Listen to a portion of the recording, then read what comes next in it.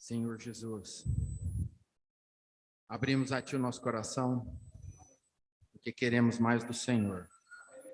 Nós só viemos aqui por Tua causa, para desfrutar a Sua pessoa com os irmãos.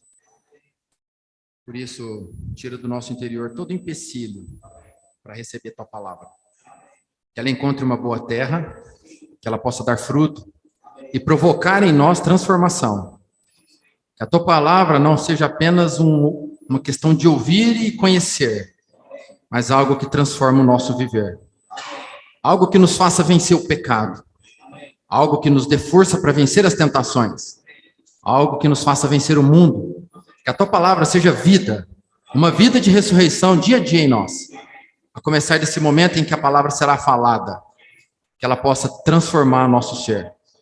Senhor, transforma, alcança, vá lá no interior do nosso coração, tira de nós todo entulho, todo conhecimento humano, toda frieza, toda morte, e nos traga para a vida, e nos faça desfrutar o Senhor.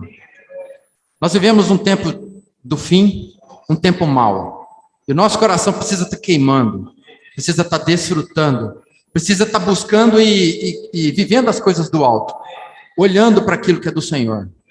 Por isso, nos transforma e nos volta a Ti. Nós te agradecemos pela oportunidade. Jesus é o Senhor. Amém. Amém, irmãos? A palavra tem o título de O Abominável da Desolação. E eu queria começar perguntando para os irmãos uma coisa. Os irmãos sentem no interior que nós vivemos o tempo do fim? Ou não? Ou o tempo do fim ainda é algo para daqui 30 anos? Ou você tem no seu interior que o tempo do fim é aqui, ali, próximo. Qual o seu sentimento em relação à volta do Senhor, em relação ao cumprimento das profecias da palavra, em questão da volta do Senhor? É um sentimento de que estamos às portas ou não? Você crê nisso ou ainda isso é distante da sua realidade? Eu pergunto para os irmãos porque quando eu creio que isso está às portas, isso governa o meu viver. Eu vivo como se fosse o meu último dia. Eu vivo como se o Senhor tivesse para chegar. Agora, se o Senhor vai voltar daqui 50 anos, eu vou curtir um pouco. Depois eu me preparo melhor.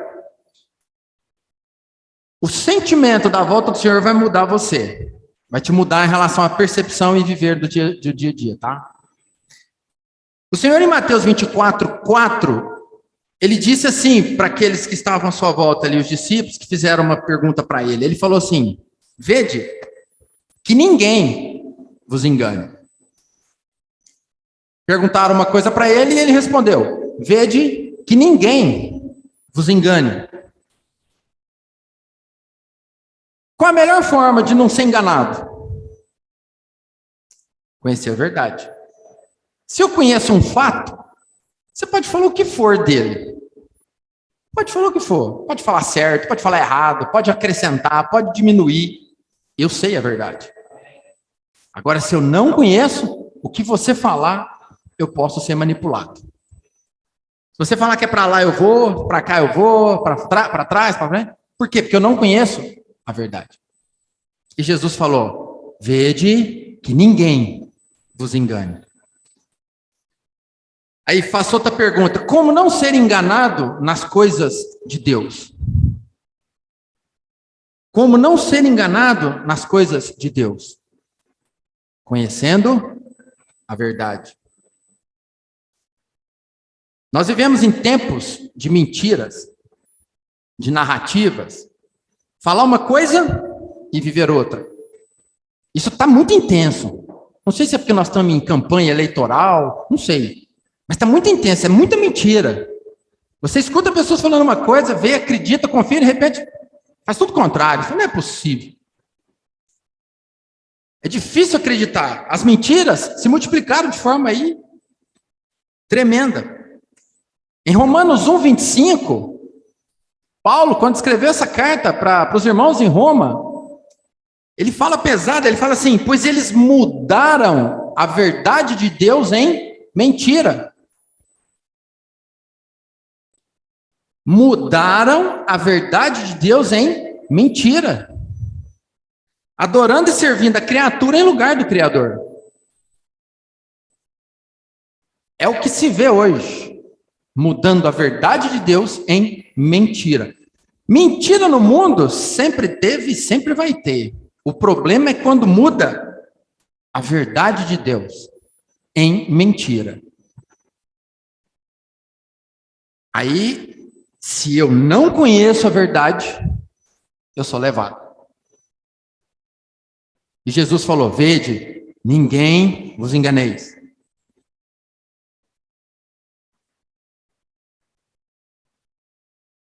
Hoje se fala assim: adultério não é pecado, não. Prostituição não é pecado, não. Homossexualismo não é pecado, não. Não é assim que fala? Queremos ser livre. Isso é mudar a verdade em mentira. E aí de vocês falar o contrário. Aí de vocês falar a verdade. Porque o que prevalece é a mentira. Se você falar assim, você precisa se arrepender dos seus pecados, dependendo do que você falar, você pode até sofrer um processo. Porque mudaram a verdade de Deus em mentira. Existe, eu vou pôr entre aspas, tá? Hoje existe, para escândalo talvez, ou para surpresa de alguns ou não, existem igrejas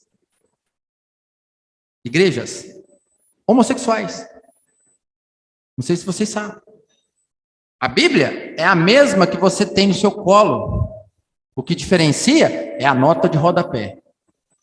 Torceram a verdade em mentira. Para eles, Davi era homossexual. O amor dele por Jonatas superava o amor das mulheres. Ele era homossexual. Era assim que se ensina. Mudaram a verdade de Deus em mentira. Existe um outro grupo aí também que crê que Maria nasceu sem pecado, que Maria sempre viveu virgem, que Maria ressuscitou e foi ao céu. E ela intercede por nós. Existem os que creem nisso. Mudaram a verdade de Deus em mentira. Talvez você pense: André, eu não tenho nada com isso. Eu não tenho nada com Maria, eu não tenho nada com igreja homossexual, não tenho nada com isso. Tá bom. Agora eu vou dar um exemplo que existe no meio dos filhos de Deus, que é uma mudança da verdade em mentira. Talvez nosso meio pouco tem, acho que nem tem, mas você já ouviu falar. Teologia da prosperidade. É uma doutrina ensinada, eu já ouvi. Sabe de onde ela vem? Do inferno. Nessa teologia, ela ensina que Deus dá riqueza e sucesso para quem o ama, para quem o obedece.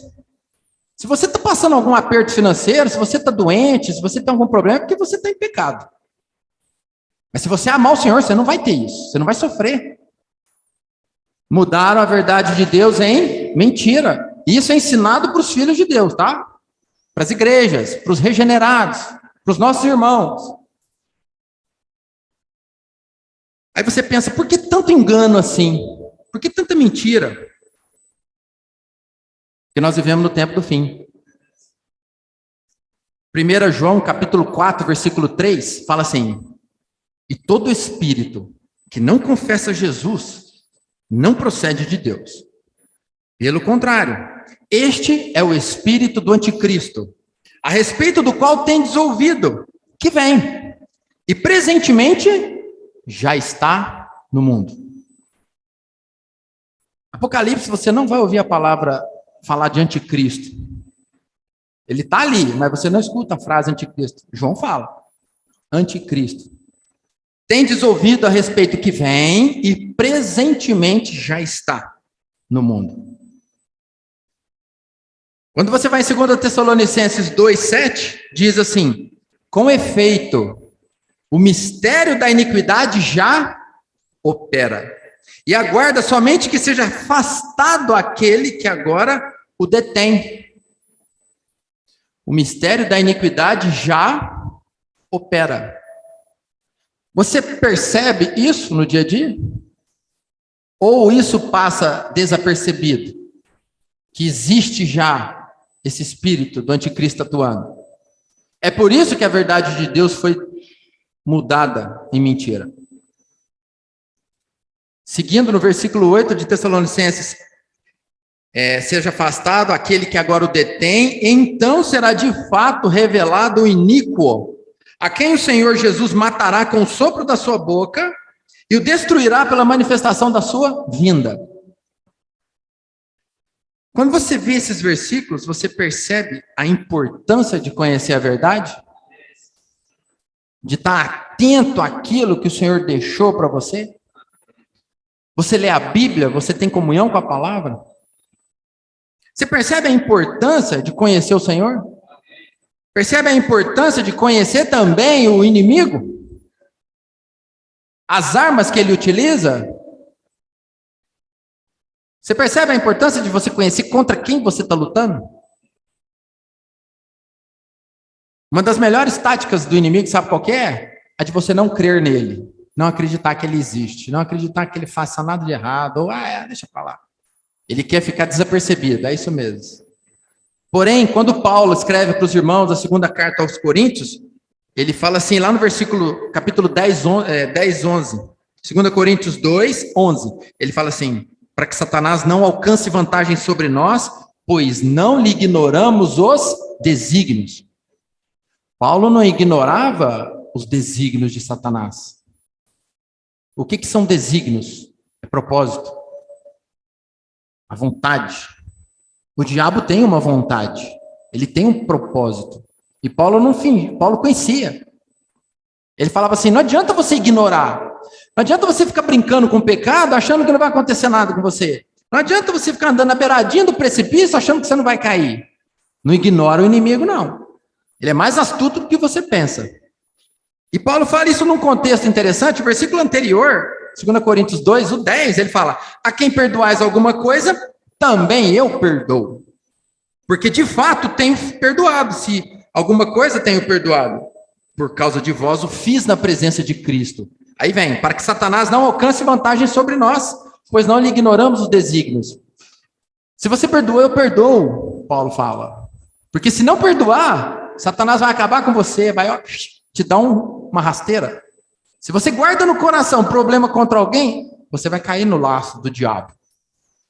Então nós precisamos entender como que Satanás atua para que eu não caia nas artimanhas, nas armadilhas dele. Não ignore isso não, irmão. É importante você saber como é que o inimigo atua.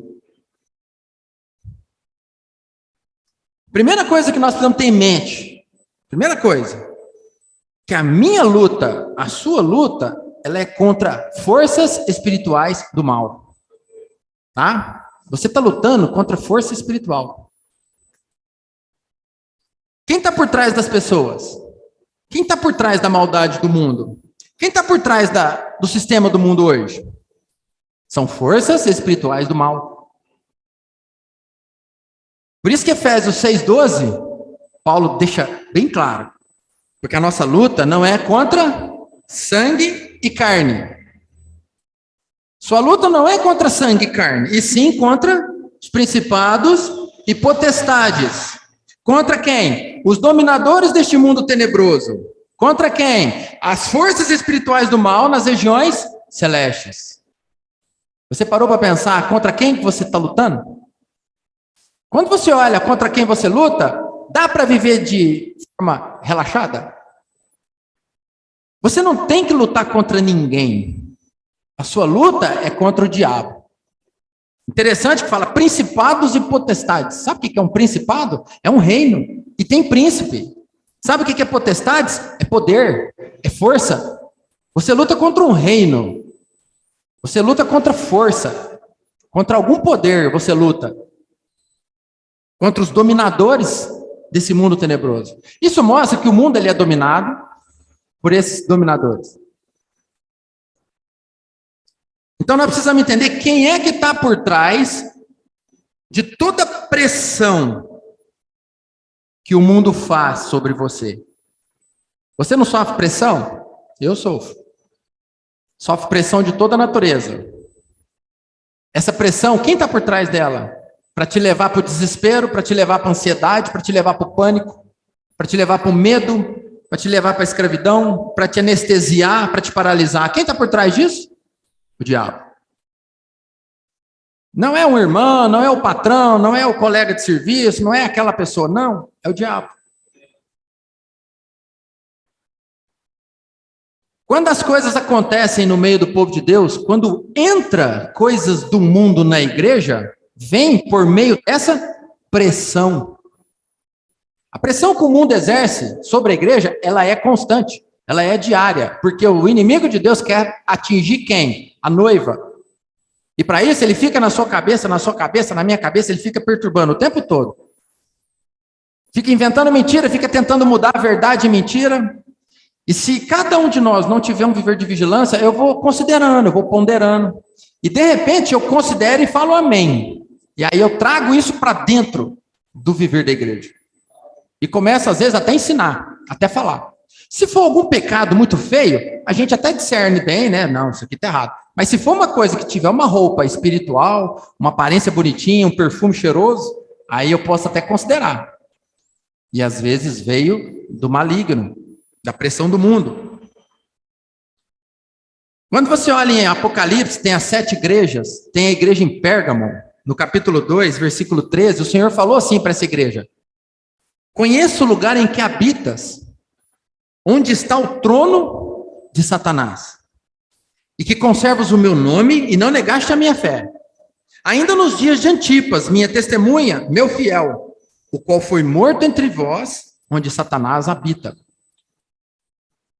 Olha só o que o Senhor fala para essa igreja.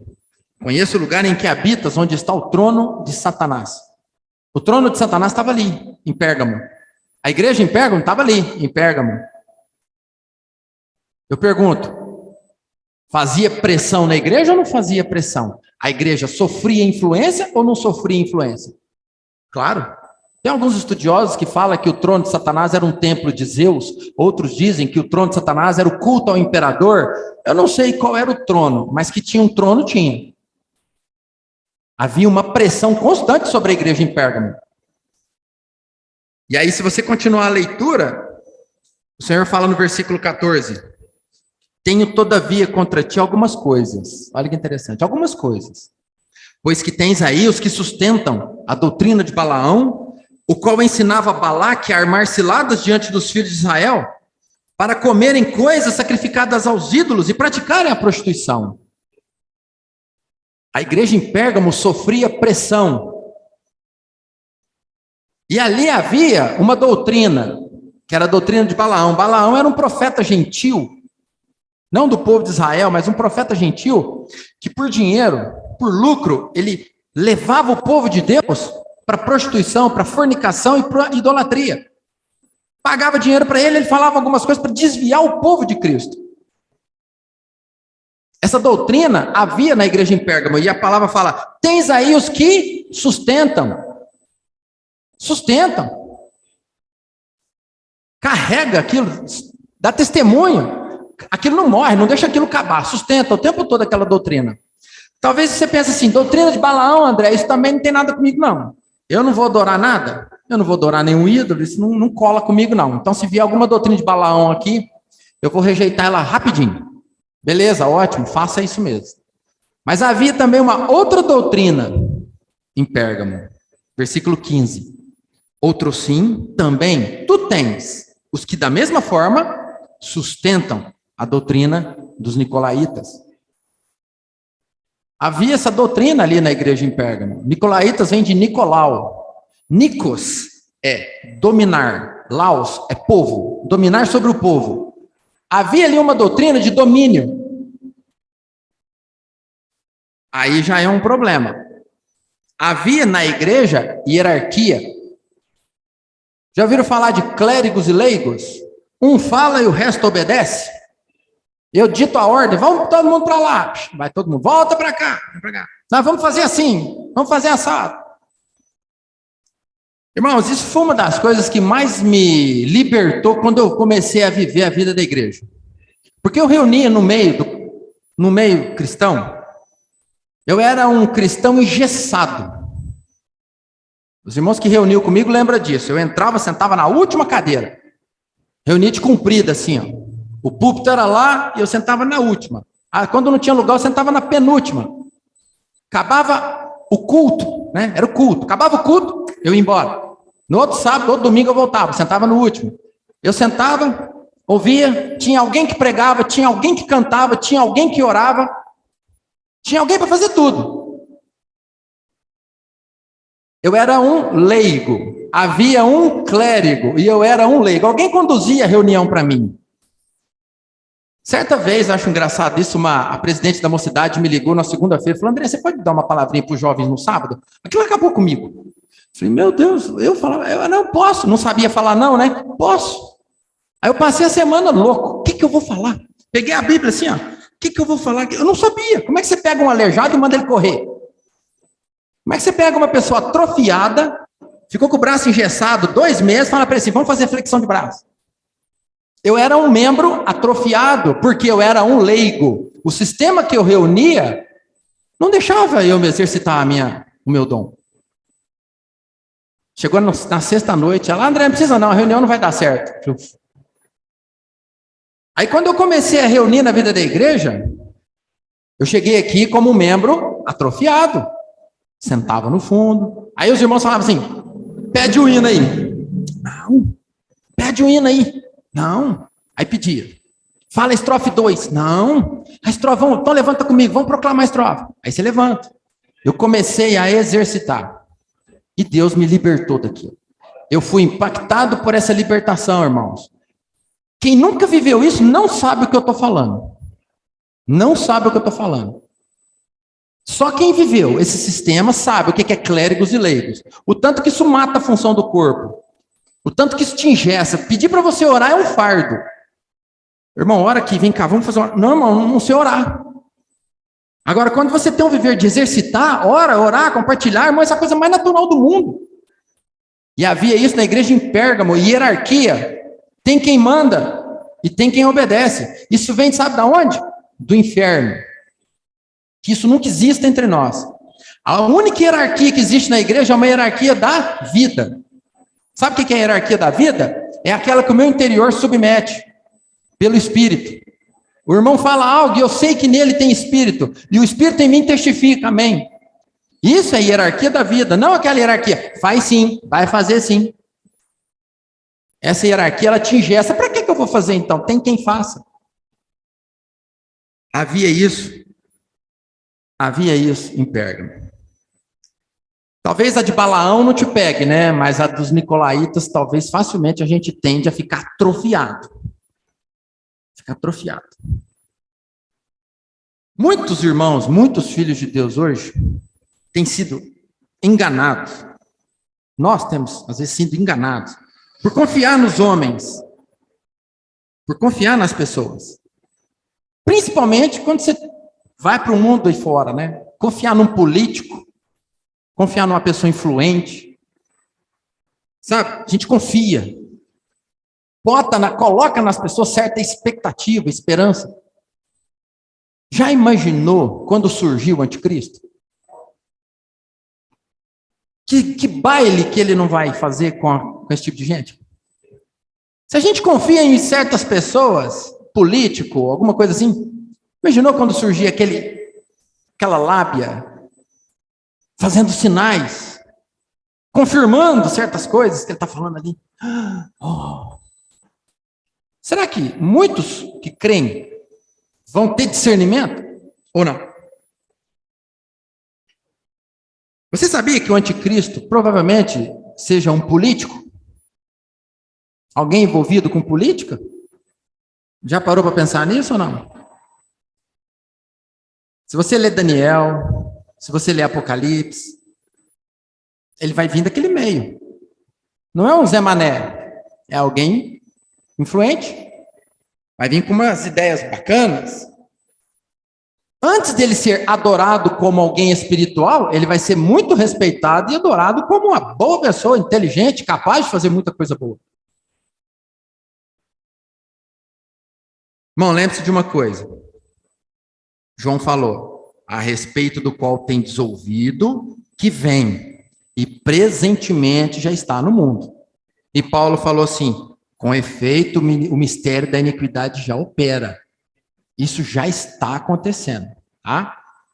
Não pense que isso é uma palavra para futuro. Isso é para agora. O anticristo só não apareceu aí com 2 pernas e 2 braços. Mas toda a sua influência já é. Já está mentindo na nossa mente aí, ó. Já está me levando a certas ideias. Isso já opera. Já está em andamento.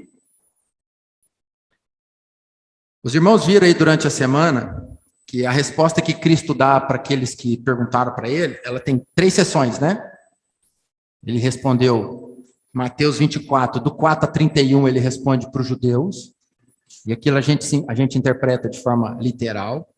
Em Mateus 24, 32 ao 25 e 30, ele responde para a igreja, e se interpreta aquilo de forma espiritual. E depois, Mateus 25, 31 até o 46, ele responde para os gentios, para as nações. E aquilo se interpreta literal também, daquela forma. Então, na parte que ele está respondendo para os judeus, a gente pega emprestado para nós. A parte que ele responde para os gentios, a gente pega emprestado para nós. Não é porque para os judeus eu não vou pegar emprestado o princípio. E quando ele fala para os judeus do 24:15 de Mateus, ele diz assim: quando, pois, virdes o abominável da desolação, de que falou o profeta Daniel no lugar santo, quem lê, entenda. O que Daniel falou? Quando virdes o abominável da desolação, de que falou o profeta Daniel, o que Daniel falou? Daniel 9:27, Daniel fala que essa pessoa que vai surgir, o anticristo, ele fará uma firme aliança com muitos por 1 semana. Na metade da semana, fará cessar o sacrifício e a oferta de manjares. Sobre as asas da abominação virá o assolador, até que a destruição que está determinada se derrame contra ele. Esse anticristo, quando ele surgir, ele vai fazer uma aliança de 1 semana, ou seja, 7 anos. Cada dia representando 1 ano. Ele vai fazer essa aliança com muitos, inclusive com o povo de Israel. O povo vai poder reconstruir o 3º templo, o povo vai poder voltar a oferecer sacrifício. Esse cara é bom demais. Ninguém consegue construir o 3º templo lá, porque é uma briga ali naquela região. Mas vai poder restaurar, vai poder sacrificar de novo. 1 ano vai se passar, uma beleza. 2º ano vai passar, uma beleza. O 3º ano vai se passar, tudo tranquilo. Na metade do 4º, quando começar para finalizar o 4º, ele será morto. Ele vai ser morto. E ele vai ressuscitar. Ele vai acordar. E quando ele ressuscitar, ele já é uma pessoa totalmente maligna. Totalmente má. E ele vai começar a perseguir os judeus. E aqueles que creem em Jesus Cristo. E nessa hora ele vai falar assim: eu deixei vocês oferecer sacrifício, eu não vou deixar mais não. Aí ele vai lá no Santo dos Santos e coloca a imagem dele lá. Ele vai desolar, ele vai fazer algo abominável. E a partir daí começa o final dessa aliança, os outros 3 anos e meio, que a gente chama de grande tribulação. E ele vai perseguir, ele vai perseguir. E Paulo escrevendo para Tessalonicenses, ele fala assim: ninguém de nenhum modo vos engana. 2 Tessalonicenses 2:3. Ninguém de nenhum modo vos engane. Porque isso não acontecerá. Isso o quê? A vinda do Senhor é a nossa união com Ele. Se você ler um pouquinho antes aí, você vai ver. A volta do Senhor é a nossa união com Ele. Não vai acontecer sem que primeiro venha a apostasia. E seja revelado o homem da iniquidade, o filho da perdição. Então, antes de Cristo vir na sua manifestação pública, esse homem vai surgir, esse homem vai ser bonzinho um período, e depois esse homem será extremamente maligno. E vai perseguir os judeus e os filhos de Deus que aqui estiverem.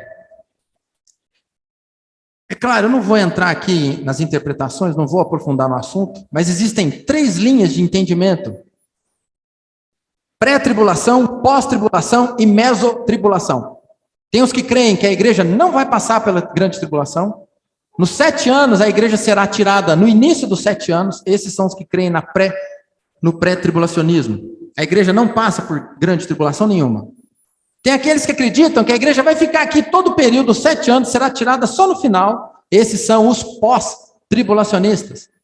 E existem aqueles que acreditam que a igreja vai ficar metade. E depois, na metade, quando ele ficar mal, os vencedores, os maduros, os crescidos em vida serão tirados. Esse é tido como mesotribulacionista. É a linha que nós cremos. Ou seja, nós tivemos crescidos em vida com a nossa veste bordada, o Senhor vai nos poupar de tudo isso. Mas nós vamos ver o início dessa aliança. Nós vamos ver o homem da iniquidade fazendo uma aliança com Israel, com muitos. A questão que fica na mente é: quem vai discernir que é ele? Quem vai saber que é ele? Ou vai achar que ele é um bom articulador, uma pessoa boa de negócio, um cara bom para fazer acordo entre nações? Ou será que nós vamos conhecer bem a palavra e falar assim: não, esse é ele? Por isso que Jesus falou: vede, ninguém vos engane. Independente de como você acredita, eu vou depois, eu vou antes, eu vou no meio. Independente disso, a pergunta que fica é: você está preparado? Nós estamos buscando, nós estamos prontos para encontrar o Senhor? Ou nós ainda estamos assim, meninão? Efésios fala, né? Até que todos cheguemos à unidade da fé, do pleno conhecimento do Filho de Deus.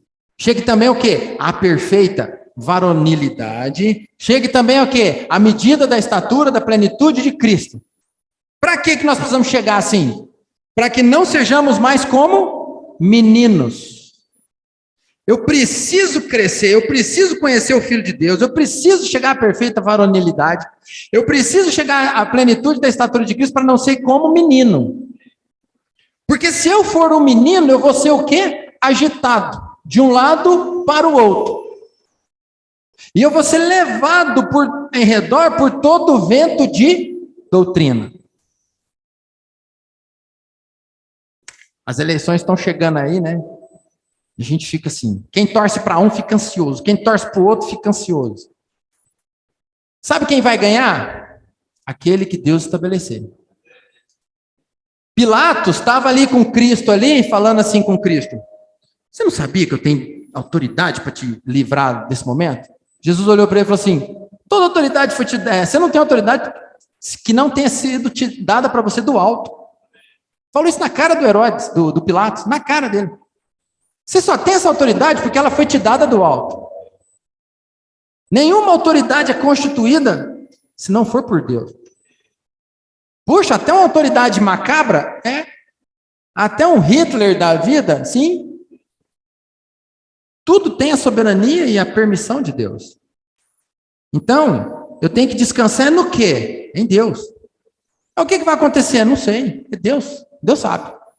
Mas eu sei de uma coisa: esses eventos têm que acontecer. Não adianta esperar dias melhores. Eu tenho que esperar o cumprimento da palavra. E para que a palavra se cumpra, a gente sabe mais ou menos as coisas que tem que acontecer.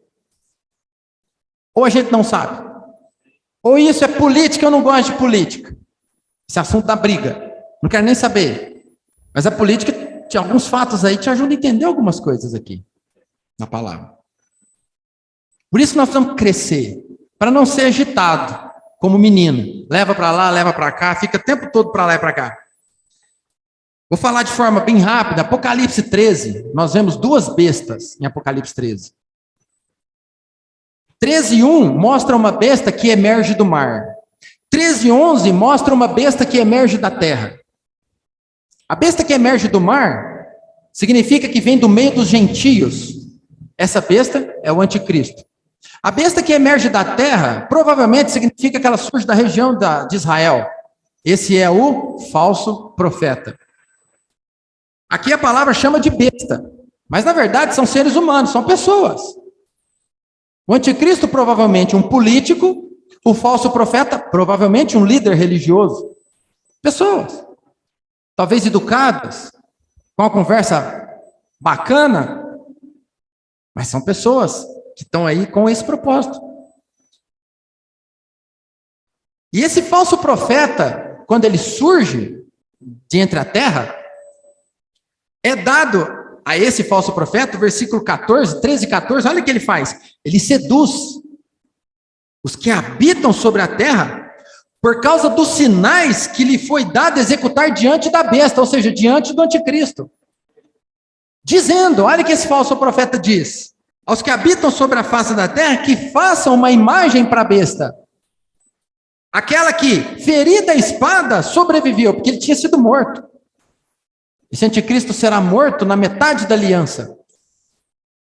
Ele vai ser ferido na cabeça. Eu não sei o que é isso. Não sei o que vai ser, só sei que ele vai ser ferido. E a Bíblia fala que é uma ferida mortal. Mas ele vai acordar. E quando ele acordar, vai ter um cidadão que vai falar: esse homem é o Messias. Esse homem é bom demais. Esse homem é divino.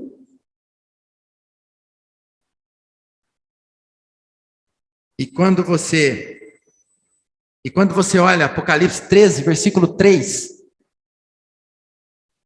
João fala: então vi uma de suas cabeças como golpeada de morte. Uma de suas cabeças como golpeada de morte. Mas essa ferida mortal foi curada. E olha agora, e toda a terra se maravilhou, seguindo a besta. A terra vai se maravilhar. E isso vai fazer com que eles a sigam. Estou falando isso para você sempre pensar. Se você estiver aqui, você vai se maravilhar? Será que nós iremos segui-lo se nós estivermos aqui? Já parou para pensar nisso? Você é alguém de fácil, eu faço bem a sua cabeça, eu consigo te fazer, eu consigo te jogar um papo e te iludir? Ou você é alguém que tem firmeza na palavra? O que eu falo você confere? Ou não? Não, acho que está certo. Irmãos, desde agora, você precisa ter a mesma vigilância, porque mentiras são contadas o tempo todo. A verdade de Deus é transformada em mentira o tempo todo. Eu já ouvi no nosso meio algumas pessoas pensarem assim: ah, mas não precisa casar virgem não. Precisa não. Tem que ver se é bom mesmo, vai que não gosta. Eu já ouvi. Isso vem da onde? Lá do inferno. Mas esse inferno, ele não veio daqui, ele veio do mundo, entrou na mente e convenceu de um entendimento. E de repente eu estou falando isso aqui. Percebe? A necessidade de eu conhecer a palavra para falar assim: não, isso aí não é assim. Falar assim: é verdade, tem razão. É verdade, tem razão. Isso mesmo. É quando a gente leva as coisas lá para a grande tribulação, fica fácil você tentar trazer um pouco para entendimento hoje. Porque a gente fica jogando tudo lá para frente, mas está vivendo enganado hoje. Acreditando na mentira, não conhece a palavra. E as coisas vão acontecer. Apocalipse 13, eu vou ler do 1 ao 5.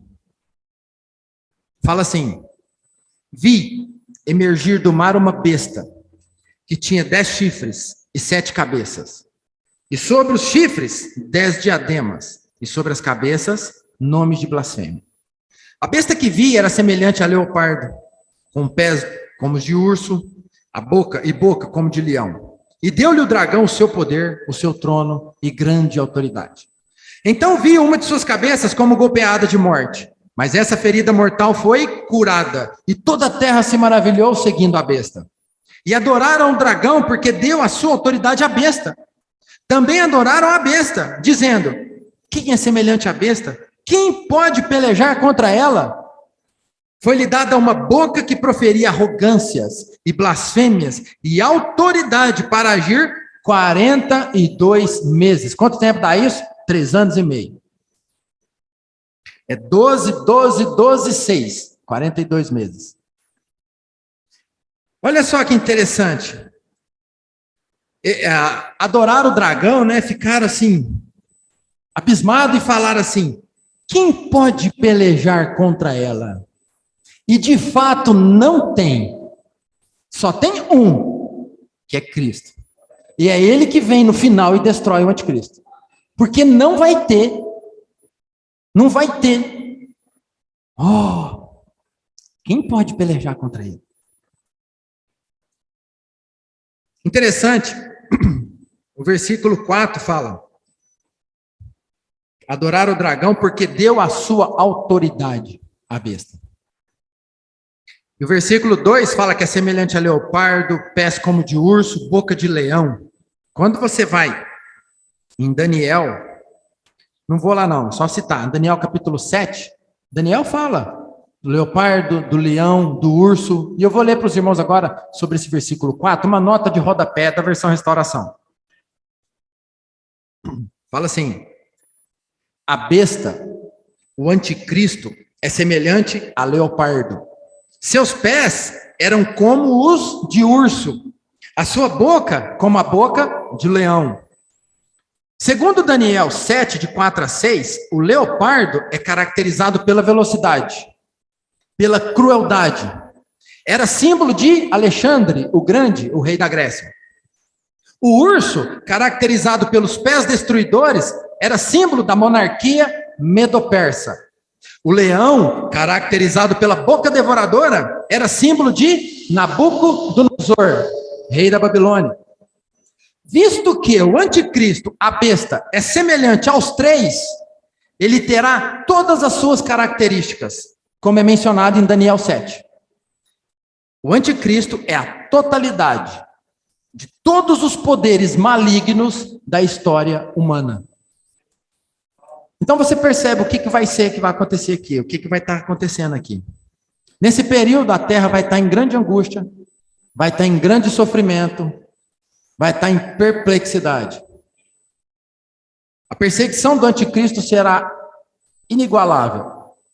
Lucas 21, 25, diz assim, Jesus falando: haverá sinais no sol, na lua, nas estrelas. Sobre a terra, a angústia entre as nações. Em perplexidade, por causa do bramido do mar e das ondas. Haverá homens que desmaiarão de terror, e pela expectativa das coisas que sobrevirão ao mundo, pois os poderes dos céus serão abalados. Olha que interessante esse versículo 26. Desmaiarão de terror e pela expectativa das coisas que virão ao mundo. A coisa que mais atormenta um homem é o tal da expectativa. Você faz um exame de sangue, você está com suspeita de câncer, e o exame não sai. O que acontece com você? Aquela expectativa acaba com você. Aí chega o resultado: olha, não ficou muito claro, nós vamos ter que fazer outro, aí você quase morre. A expectativa não é angustiante? Quando você fica esperando o resultado de qualquer coisa, você fica numa expectativa, uma expectativa. Quando a expectativa é boa, beleza, mas e quando a expectativa é ruim? Você sabe que vem coisa ruim. Aqui os homens vão desmaiar de terror por causa da expectativa. Eu não quero estar aqui, irmãos. E que o Senhor nos poupe disso. E para isso eu preciso amá-lo. Eu preciso amar a volta do Senhor. Eu preciso amar a vinda do Senhor. Eu preciso guardar a palavra do Senhor no meu coração, para que eu seja poupado de tudo isso aí. Nosso viver hoje, não é lá não, é hoje. Tem que ser aquele viver que habita no esconderijo do Altíssimo. É um viver que descansa à sombra do Onipotente. Um viver que diz ao Senhor: meu refúgio, meu baluarte, Deus meu, em quem confio. Salmo 91. É esse que tem que ser o meu viver hoje, que descansa à sombra do Onipotente. O viver que desfruta, descansa e crê. Tá? Nós sabemos que tem vários fatos escatológicos para acontecer, os irmãos leram isso aí, tem muita coisa aí durante a semana.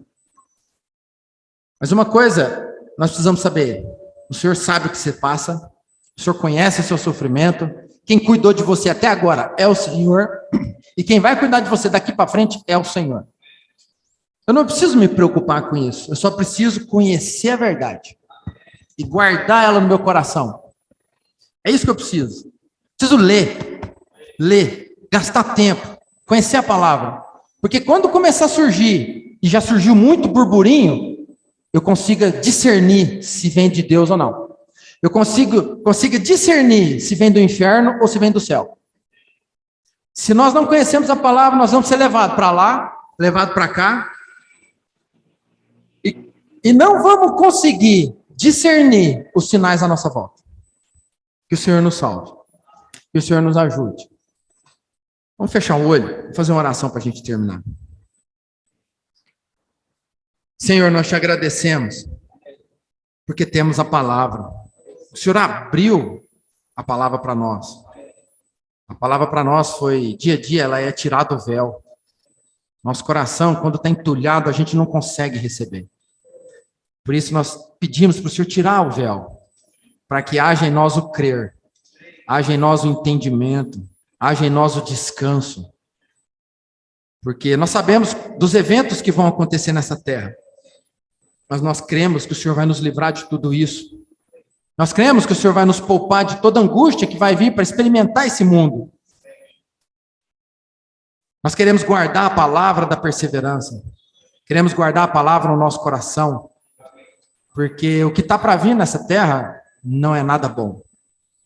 Nós, como igreja do Senhor, noiva do Senhor, temos um lugar guardado contigo.